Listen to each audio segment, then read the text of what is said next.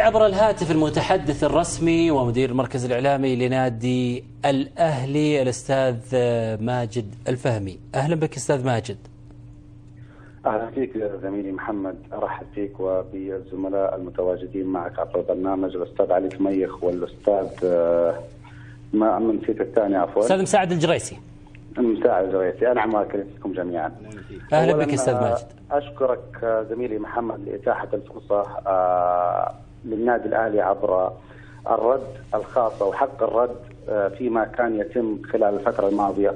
وقبل ذلك أهنئكم في قناة 24 في افتتاحها، ونتمنى ونتطلع أن تنهج نهج جديد في الرياضة السعودية، وإن شاء الله هذا ما نطمح له جميعا بحول الله، لإضافة زخم أكبر وزخم متزن على مستوى الإعلام السعودي والرياضة السعودية. جميل جميل. أستاذ ماجد تشرفنا بأي وقت، بس عشان تكون الصورة واضحة، تشرفنا في أي وقت، وإحنا اللي سعيدين بمداخلتك، وأبد هذا يعني زي ما يقولون منبر للجميع، وأكيد في أي وقت تشرفنا أستاذ ماجد.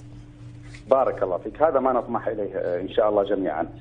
مثل ما كان إنه أنا ودي والله أسأل، هل الإعلاميين الزملاء الإعلاميين اللي كان الأهلي مادة دسمة لهم خلال 4 أو 5 أيام انتهوا، أم اليومين هذه إجازة عن النادي الأهلي؟ أنا فقط تساؤل يعني. يا ريت أستاذ محمد تعطيني الوقت الكافي. أبد لك الوقت، لك الوقت، بس بعطيك ملاحظة قبل لا تبدأ، ممكن؟ تفضل. تقول الأهلي مادة دسمة، إذا مو الأهلي مادة دسمة بالله يعلمني مين؟ بلا شك يا رجل الأهلي مكسر الدنيا بطولات وفي كل شيء يعني طبيعي. ولا زال القادم مذهل أكثر بحول الله، لكن ربما نعتب على بعض الزملاء في أسلوب الطرح وحتى في بعض الملافظ، سنأتي فيها تباعا بإذن الله. الآن في مداخلتي، وأتمنى زميلي محمد أخذ الوقت الكافي وبدون يعني مقاطعة أو شيء زي كذا، لأنه نبغى نخلص الموضوع كامل في أسرع وقت. تفضل. لا تفضل، الوقت لك. بارك الله فيك. تداخلت أو كان الأستاذ عبد الكريم محمد ضيف على البرنامج، كذلك الأستاذ حمد الزايدي. نعم. وبأمانة أنا شخصيا هذا التعاطي وهذا الأسلوب في التقزيم. طبعا الأستاذ عبد الكريم يقول أنا لا أقزم من النادي الأهلي أو لا أقلل من النادي الأهلي، فأستغرب يعني أنا أسبك وأرجع أقول ترى أنا ما سبيتك. هذا أمر غريب ومنطق غريب من الأستاذ عبد الكريم محمد عندما يقول الأهلي لم يعتد هذه الأجواء مثل السوبر، وآسيويا يلعب مجموعات ويخرج من دول الخليج وحده دول الخليج ويرجع.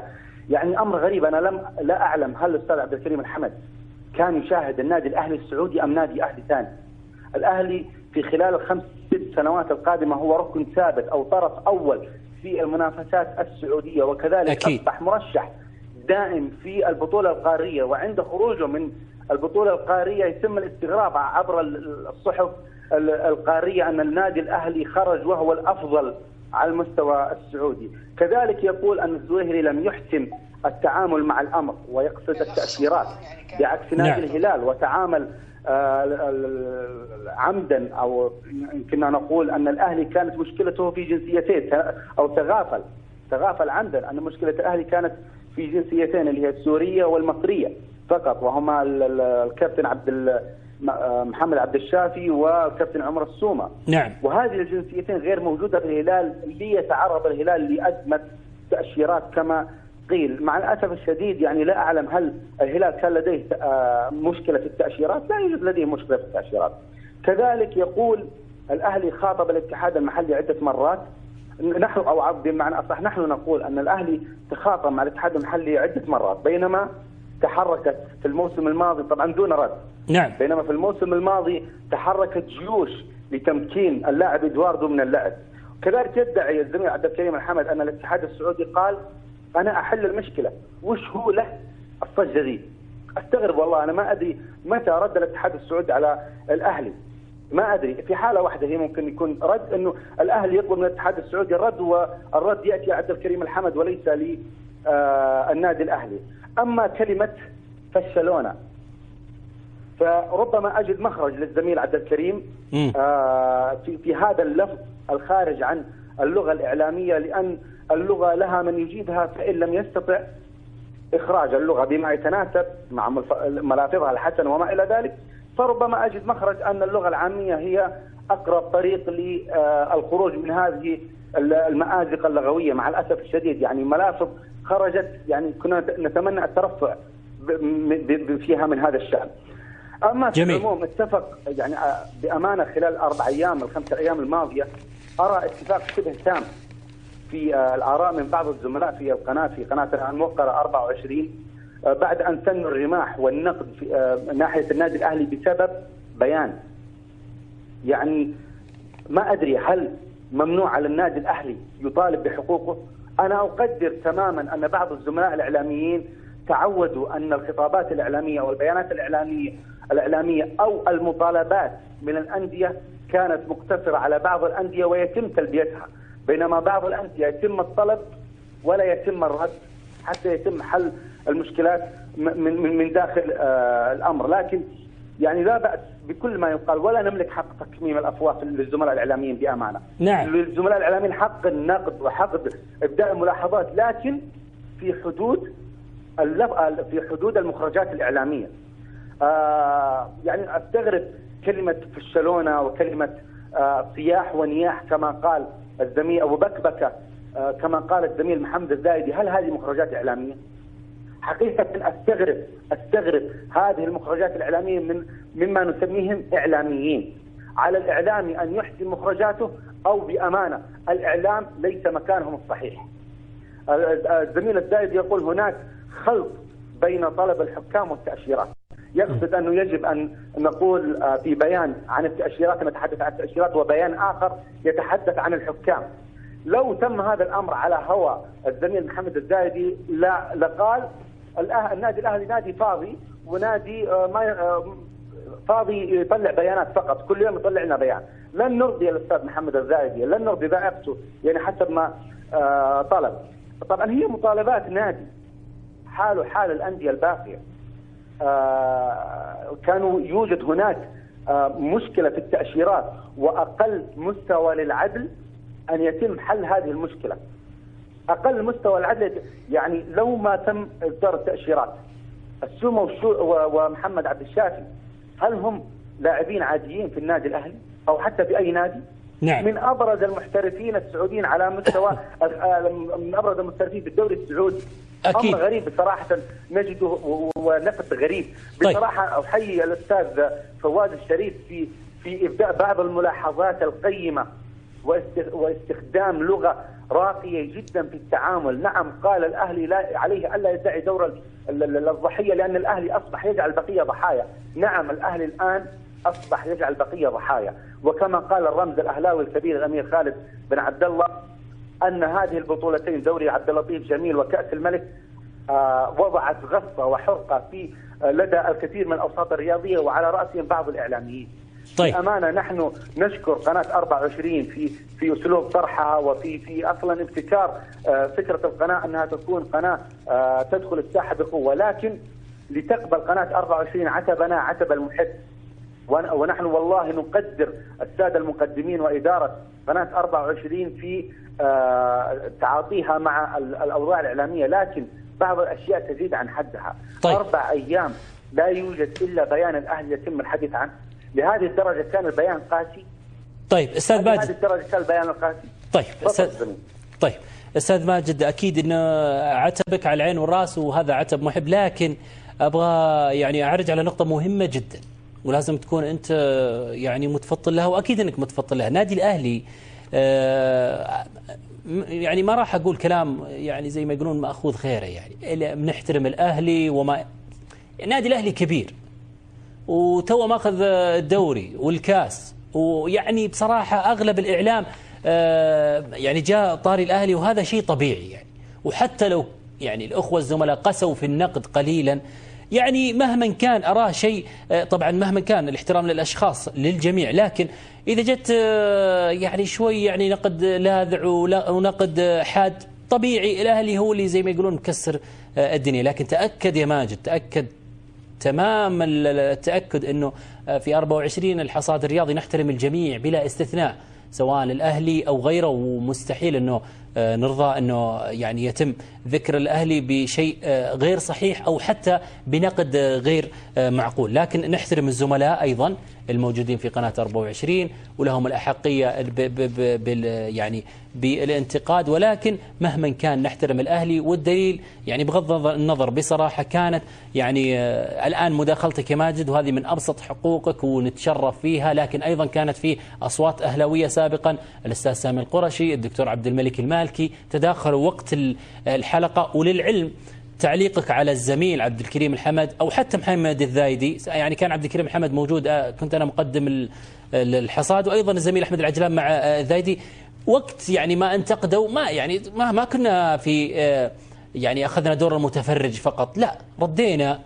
وأيضا الزميل فواز الشريف كان معنا وردينا وتكلمنا وطلبنا بالاحترام. هذا العمل هو يمثل بالضبط، هو يمثل مهما كان، كل شخص يمثل نفسه حتى لو كان نقده يعني شوي زي ما يقولون لاذع، لكن تأكد تمام التأكد أنه جميع الجمهور الأهلاوي، جميع الأهلي بجميع شرائحه، الجمهور، الإعلام، اللاعبين، الإدارة، بكل المتواجدين في أو ممثلين للأهلي، أكيد لهم كل التقدير والاحترام. بدون شك زميلي محمد، ما أبغى أقاطعك، بس يعني الوضع زاد عن حده بطريقة يعني حتى في الملافظ خرجت بشكل غير جيد، ما حتى تم استجرار التاريخ أو مواضيع أخرى في التحكيم، مثل الزميل الزايدي يتحدث عن تسهيلات تحكيمية.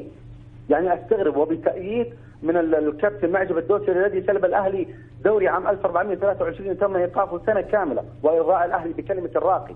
التحكيم تاريخيا عنوانه معروف زميلي محمد، حيث جير بطولات لأندية أخرى، لكن أن يتم اتهام النادي، يعني الزميل محمد الزايد يتحدث عن ركلة جزاء أو ما إلى ذلك هوائية لكن لم يتحدث عن مباراة الأهلي والشباب في تحكيم الكابتن محمد فهد المرداسي. ماجد بس عشان ما يتشعب الحديث، عشان ما يتشعب الحديث وسالفة التحكيم ذي ما راح نخلص منها، لكن تأكد يعني تمام وتأكد يعني وخليك تمام الثقة يعني أن البرنامج مفتوح في أي وقت لك، سواء لك أو أي صوت رسمي لأي نادي، بالعكس نتشرف بالجميع في أي لحظة، لك الأحقية بالتداخل في أي وقت. إذا سمحت لي بس إذا سمحت لي أبو تركي، لو كابتن علي كميخ لو مداخلة معك. يتفضل أستاذنا. مرحبتين أخوي ماجد، وكيف الحال؟ تمام؟ أهلين، الله يسلمك. أول شيء طبعا من خلال منبر 24 نشكر تواصلك، والأهلي دائما يعني سباق للعمل النموذجي يعني.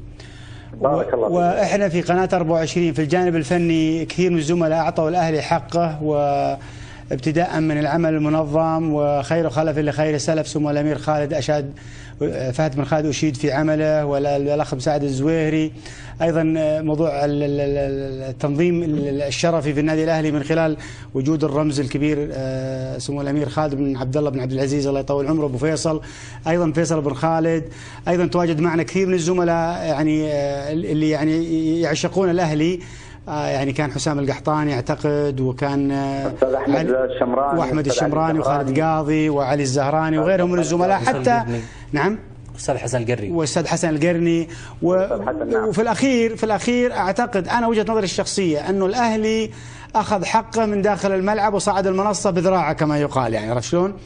الفريق يعني أنا تابعت قناة الملكي، وفيها من يعني ما يثلج الصدر من العمل المنظم، وشفت مقابلة طويلة عريضة لسمو الأمير خالد بن عبد الله، وأشاد بأبناء الأهلي وأنت أحدهم، والأمير فهد بن خالد وعدد كبير من القيادات الأهلاوية.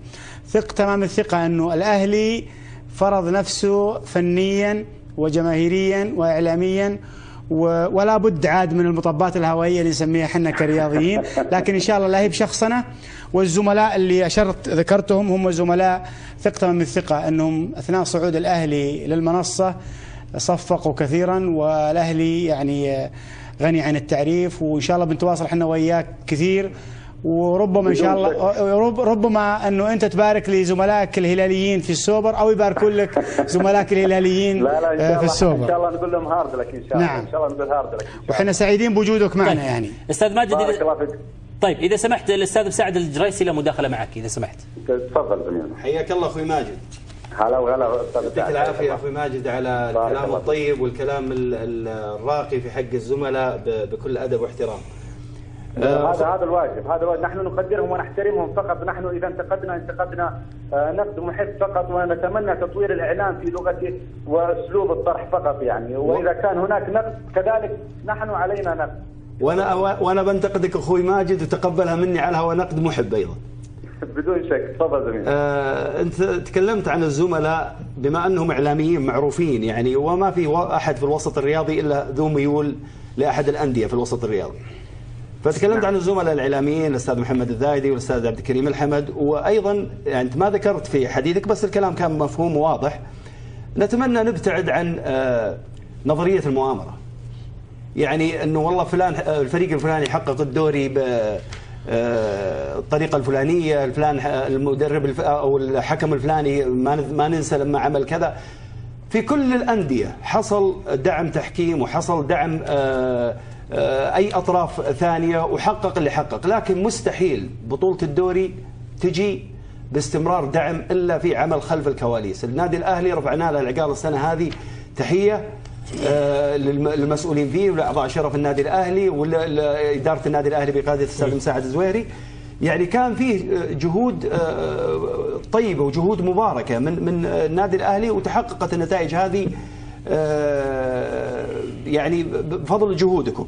لكن طول ما الأسطوانة اللي هي يوم أقول لك أنا بنتقدك، ما له داعي أن نقول والله النادي الفلاني حقق البطولة بحكم، نتذكر الحكم معجب الدوسري ولا نتذكر الحكم فلان أو أبو زندة أو كذا، لأنك لما أنت تذكر ترى التاريخ طويل للأندية وما راح نخلص. احنا نبي نرتقي بالرياضة السعودية، نبي نطلع أيضا للمنتخب السعودي. طول ما أنا أسقط عليك كيف حققت الدوري، أو يسقط علي الثاني أو العكس، طول ما نستمر الأسطوانة هذه صدقني الضحية الكرة السعودية والمنتخب. بدون شك. نعم صدقت. اولا اتمنى واختصر عفوا اخوي ماجد، من حصل شيء يستاهله. ترى مو معنى كلامي انه بالعكس الاهلي يعني قدم مستوى مشرف السنه دي، واجانبه كانوا على اروع مستوى، ايضا ادارته. لكن مو معناته اني انغز في مباراه او مباراتين تحصل عليها الاهلي مثلا. التحكيم جزء من اللعبه، الاخطاء التحكيميه جزء من اللعبه. فكل ما نكررها كاعلاميين او كمسؤولين في الوسط الرياضي، نكرر النغزات هذه، والله لن ترتقي الرياضه وسننتج جيل متعصب. بدون شك زميلي مساعد. احنا ما تكلمنا عن الامر هذا الا بعد ما تم استدراره من الزميل محمد الزايدي، وبطريقه غريبه يذكر اشياء. طيب لا تنهى عن خلق وتاتي بمثله. لا استاذي هو يتكلم، انا اتكلم عن الطرح اللي قام فيه الاستاذ محمد الزايدي. ذكر نقطه معينه وتناسى نقاط في نفس الدوري، مباراة الأهلي والشباب التي أحدثت لغط كبير جدا جدا جدا، وكاد أن يذهب أحد ضحاياها. أخوي ماجد لو بيذكر بترجع تقول ذكر ورديت عليه، وهو برجع أنا أقول لك أنت ذكرت وبرد عليك، ما راح تنتهي الأسطوانة. هذا كلامي أنا. احنا نعاتب، واحنا احنا بعكس الجدل البيزنطي اللي دائما ليس له نهايه. نحن فقط عاتبنا، وبخلال ما قاله الاستاذ علي كميخ بخصوص قناه 24، والله انا شخصيا من اكثر المتفائلين بهذه القناه، وسعدت جدا ان هذه القناه تم افتتاحها، وعندي معلومات اخرى ان هناك مشاريع كبيره جدا لهذه القناه، وهذا ما يسرنا. لهذا وبطلب شخصي مني طلبت المداخله، وليس قناه 24. انا من طلبت المداخله لان قناه تستحق أن يتم فيها المداخلة، ولأنها قناة تقبل بالرأي وبالرأي الآخر. طيب يا ماجد، بس أنا بستغل تواجدك إذا سمحت لي، بتكلم عن اليوم الأهلي تعادل مع ختافي صحيح الإسباني؟ نعم 2-2. نعم جميل. مباراة كانت يعني مباراة ثقيلة جدا فنيا، واكيد انها بتفيد الاهلي. ايش اخر المستجدات في الاهلي يا ماجد؟ بحمد الله هذا المعسكر يعتبر المعسكر الاقوى في تاريخ النادي الاهلي. حيث سيلاقي انديه لها اسمها وسمعتها في اسبانيا مثل اشبيليا، ملقا، ختافي اليوم، وكذلك النادي الانجليزي ميدلسبرا، وكذلك نادي الكوركون الاسباني. يعني معسكر جدا قوي يتم الاعداد له للموسم القادم بحول الله، لان الاهلي يهدف وسقف الطموحات للاهلي ارتفع لدرجه كبيره ترضي طموحات جماهير النادي الاهلي. طبعا جماهير الاهلي ربما تعتب عتب لعدم نقل المباريات. نحن حاولنا وتمنينا اهداء، وانا شخصيا سعيت لاهداء الجمهور نقل المباراه بثلاث طرق، عن طريق القناه وعن طريق رابط يوتيوب وكذلك عن طريق برامج لايف مباشره، لكن للاسف صدمنا بالمعلنين في الانديه الاخرى المقابله هناك في تحذيرها بعدم النقل بسبب وجود معلنين لديها يرفضون، ونحن نلعب على ارضهم وليس هم من يلعبون على ارضنا. لو كانت على ارضنا لكان الامر مختلف تماما يعني. طيب. لكن ان شاء الله الاستعدادات قائمه على قدم وساق. تم الانتهاء مع التعاقدات مع الاجانب قبل بدايه المعسكر، مع التعاقد مع البرازيلي لويس كارلوس، كذلك مع لاعبين في البارزين في الدوري السعودي مثل علي عواجي، وان شاء الله سيتحقق. طيب على طاري التعاقدات يا ماجد، على طاري التعاقدات، سعيد المولد فعلا تخرجوا له تاشيره عشان ينضم للاهلي؟ سعيد المولد ابن من ابناء النادي، وان شاء الله مثل ما ذهب وخاض تجربه احترافيه في فارنز البرتغالي سيعود للنادي الاهلي بحول الله. جميل. طيب السؤال الاخير وما نبغى نطول عليك يا ماجد. عبد الفتاح عسيري. نعم. هل هو فعلا لاعب اهلاوي؟ بحول الله. عبد الفتاح عسيري. نعم بحول الله. طيب. الأستاذ ماجد الفهمي المتحدث الرسمي لنادي الأهلي ومدير المركز الإعلامي، كل الشكر لك. شكرا جزيلا، وأشكركم قناة 24 على ما تقدموا. شكرا جزيلا. طيب ترى